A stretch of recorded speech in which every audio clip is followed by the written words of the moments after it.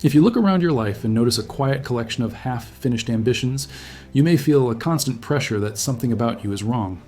A book you never completed, an instrument gathering dust, and ideas left midway often create a silent sense of shame. Psychology says this discomfort is not random.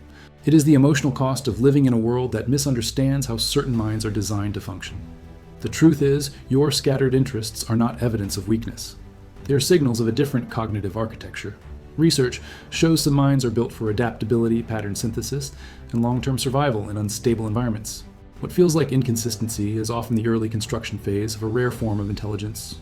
For most of modern history, society rewarded narrow specialization. People were praised for choosing one lane and repeating one skill for decades.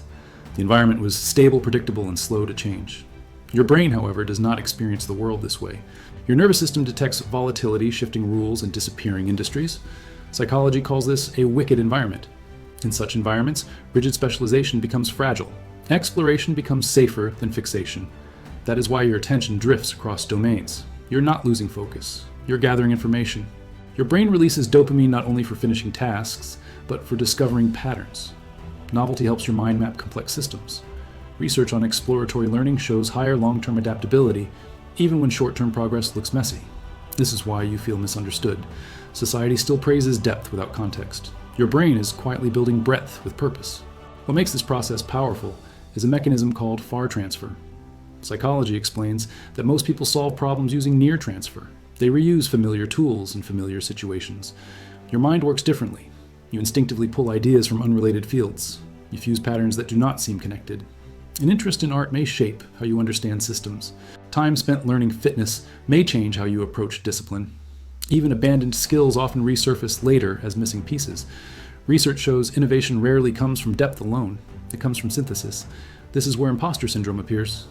You compare your surface-level progress to someone else's narrow mastery. You do not see the invisible connections forming in your own mind. Your brain interprets this mismatch as failure. Psychology says this is a false signal. It is preparation, not inadequacy. The conflict intensifies when you measure life through linear timelines. You see others advancing predictably. Your path looks fragmented by comparison. Psychology calls this temporal anxiety. It is the fear of being behind. This fear assumes growth must be linear. Some growth is modular, layered, and seasonal. This is where the M-shaped mind becomes useful. Instead of one deep pillar, you build several pillars of competence.